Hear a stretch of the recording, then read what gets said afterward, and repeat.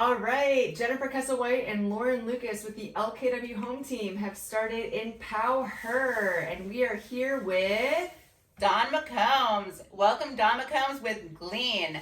We're so excited to be here on Empower. Just to let you know a little bit about what this podcast entails, we are going to look for our female entrepreneurs, ask them their hardships, their wins, find out what they have done to become as successful as they are, and hoping to provide more female entrepreneurs throughout the nation. So let's do this, and we are so excited to have Don here. we want to add value. We want to have people who are afraid to take the lead get some confidence. So Don, first question, how did you get the idea for your business? Oh, how did I get the idea? That's a good question. Thanks for having me. Of course. So I own a retail store, and believe it or not, I am not really a big shopper. And so the idea that I had for my business was to create a shopping experience that I would like myself, since I thought that there might be others like me. And so that was my impetus for opening Glean. That's awesome. Amazing. What was your key driving force to become an entrepreneur? Ooh, okay, that's another good question. So I personally believe, because I've thought about this a lot, when I was little, I dreamt of becoming an artist and owning my own business. And I did wacky things like I grew pumpkins and sold them at the end of the driveway with a little pumpkin stand. I love that. No lemonade shop, just pumpkins? No lemonade. That's even better.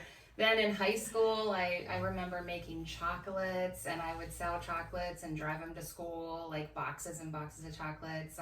So you were born entrepreneur before. I think so. Yeah. Even when I lived in New York City for a while, and I remember passing this little for rent sign in this little shop in Times Square, and I thought, oh, I want to start a cupcake cafe. And I told my friends, like, I'm going to rent that place and start a cupcake cafe before people sold cupcakes individually. And everyone's like, who would buy a cupcake?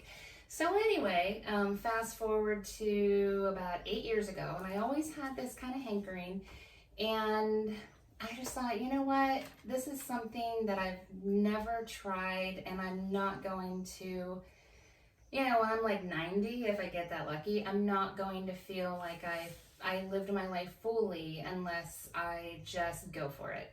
And so I quit my job, which was a teacher at the time. And at first, I call the first year that I didn't teach my exploratory year. And so I basically did a lot of journaling, I did a lot of meditating, and I went back to, what did you like to do when you were a kid? And I collected about 4 or 5 things that I enjoyed doing as a child, and I tried all of those things out in my exploratory year. So I loved being outside and gardening, so I started a little landscape business. Very informally. I just was collecting clients. And because I was a teacher and I love working with kids, I started my own little tutoring business. And I also that year, I'd always made bath and body products. So I started doing that about 20 years ago because I wanted to create products that were natural and good for your skin and chemical free and good for the earth.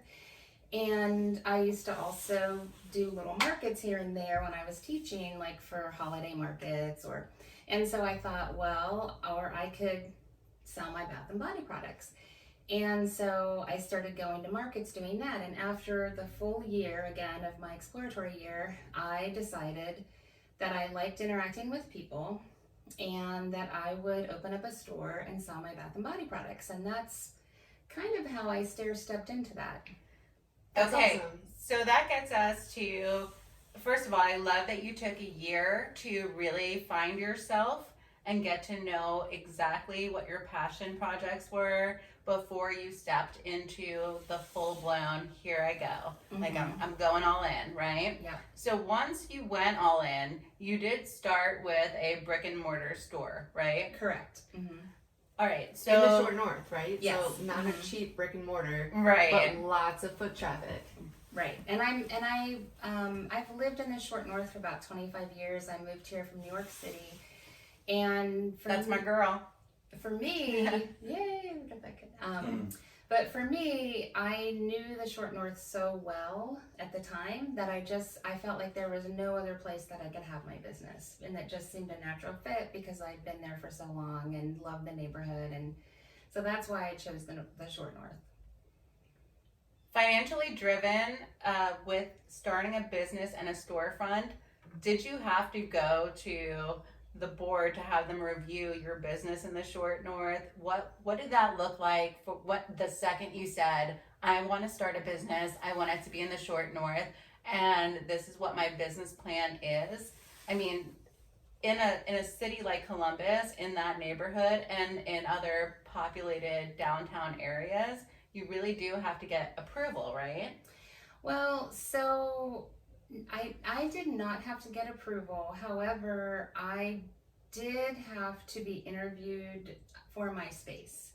And because they have so many people competing for the spaces there, typically they will kind of pick the best person that they think is appropriate for the neighborhood and for the space that they're renting. So I think at the time there were maybe 2 or 3 other people that were interested in this space, and so I did have to interview. I did have a business plan, and I ended up getting the space.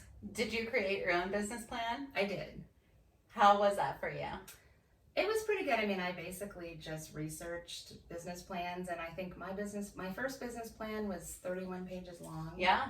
So, yeah. Where did you look for your business plan? Was it on Google or did Google. you? Yeah. Just Googled, and I read several, and then I just wrote my own. And there's kind of an interesting story there too. I used to walk past this storefront because I walk around the neighborhood all the time. I have 2 daughters, and I would always point to this one storefront, and I would say, I'm gonna have a business there one day. And you manifested it. I did. There were Yeah. 4 storefronts in that building, and that was the one I was like, yep, I'm gonna have a business there. And so then when I decided to take the plunge, when I decided what I was going to do, I approached that landlord, and I had to get put on a wait list.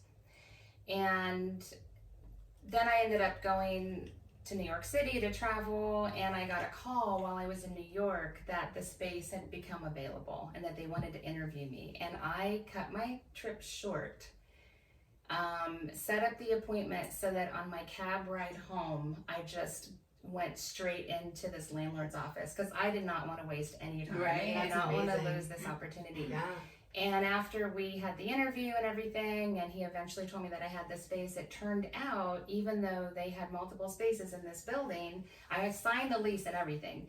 And then I said, oh, I forgot to ask you which space I'm getting. And he told me the space, and it was that same space that I always pointed out with my Holy daughters. heartwarming. Yeah. 100% fate. I Yeah. love it. So let me ask you, how did you come up with the name for your company? So, I guess I should say I make bath and body products for the company, and when I first opened, that was also my plan. And then I thought, how am I going to run a business, man a store, make these products? And so at the time I had some artist friends who also made things, and so I thought, you know what, I'm going to fill this space with some of their stuff too. Well, in the end, it turned out, I think by the time we'll get into this later, but I ended up having 60 local artisans as well as Wow. my stuff, and I made about 30% of the stuff. But so it was all locally made, all handmade, and I had this idea that it would also be repurposed.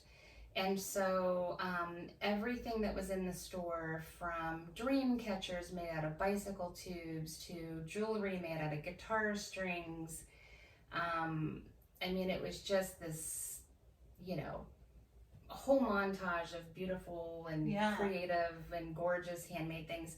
So how I came up with the business name was, I thought about how I grew up in Ohio, surrounded by cornfields, and I remember after the fields would be harvested, you would just see flocks of birds like gleaning the discarded seeds from the fields that the farmers missed, or that just got scattered. And What's so, the definition of gleaning? When you say collecting I should know that. The No, actual definition. collecting But is it's sort of- beautiful because that's exactly what you did. You collected 60 artisans to become part of your store. And I thought, so then for the artisans, because they were making things repurposed, they were gleaning the environment for things that would have ordinarily been discarded to make into something beautiful. That's For how my I got it. Google search, glean means extract from various sources. So Okay. that sounds good. You know what? That's a Here's way better definition than Well, collecting. Here's a funny side note that when we were talking about Glean and I was asking Lauren, I'm like, I wonder where that name came from. And I said, oh, wait, I think I have it. And I said, okay, she makes bath and body products that help you become clean. And I said, she might use glycerin. And I said, maybe it's glycerin and clean became Glean. We'll use that story. I from thought now it was on. glamorous. And clean, so No, we're pretty close. but Pretty close. how funny it's like, I was like, let me try and think in my mind where Glean came from. So I was like, I like it. glycerin and clean equals Glean. And I didn't even come up with that idea. So, Yeah. and we also just learned a new word today. So yay. I love that.